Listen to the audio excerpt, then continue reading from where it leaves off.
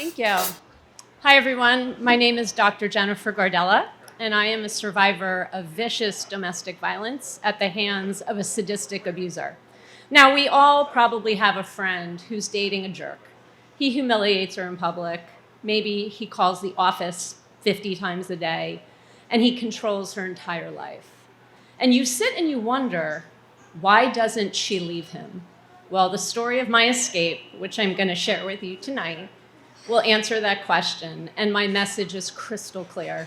She stays because of the overwhelming number of barriers to escaping domestic violence, and she stays because of trauma bonds.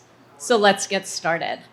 So we were a blended family, and on a good day, because of his rage and his gaslighting, we were a pot of boiling water.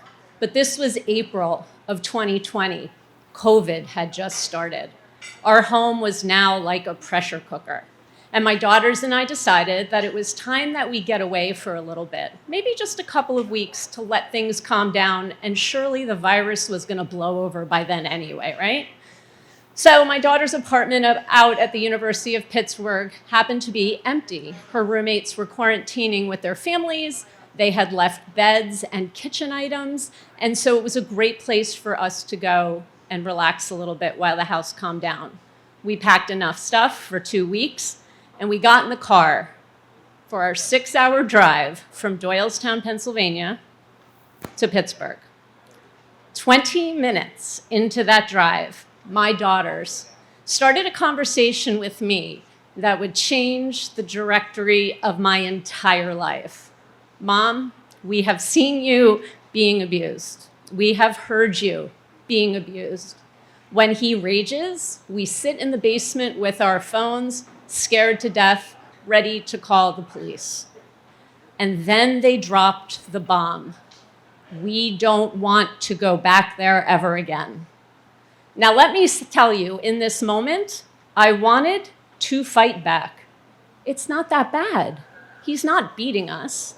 It's all my fault, and we can make it better. But I knew, this little light inside of me knew that love shouldn't hurt and that I was worthy of peace. So I turned to them and I said, we will not go back. Oh my gosh. I then had 5 hours and 30 minutes left on this drive where I could not phone a friend and I could not even text to figure out what I was going to do. I would come to learn that the first thing that I would go through were what we stereotypically call the barriers to abuse. Where were we going to live? It was his house, and if I was leaving the relationship, we were leaving the house. Could I set up an apartment? Could I rent one? I wasn't really sure how that would work. Also, who was going to pay for it? I had spent so much money trying to make him happy. I had spent so much time. My business was dilapidated. So I didn't actually have the funding to even be able to afford this. And also, who was going to tell him? On a good day, what we were going to have for breakfast usually ended up in a brawl with him. I knew I wasn't just going to sashay out of the relationship, and the rational conversations about leaving were probably not going to be had. I was scared to death. And a big barrier that I started to face, I was madly in love with him. I know that sounds so strange, but how was I going to walk away from this relationship that I had kind of hung everything on? I was embarrassed. A second divorce? People were going to think that there was something wrong with me. Why wasn't I a good wife? Why couldn't I make this work? And lastly, I started to battle the barrier of culture. This didn't happen where I came from. My family members, the older ones, were in 50-year marriages. My friends, like the ones from college, were starting to hit 20 years. I was going to be the only one divorced once, let alone twice. This, to me, seemed unbelievable. Those were the barriers. I'm now halfway on our trip to Pittsburgh.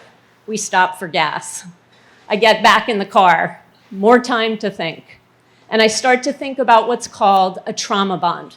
Now, I didn't have the words back then. I didn't know what this was actually called. But what I was fighting was this addiction that I had. I had an addiction to my husband. This was strange. And it was more strange because he was always screaming at me. But what I came to learn is that this is the cycle of abuse. They hook you with these magical moments where they promise you the world, and then they slowly drag you into what I now call the abuser's playground.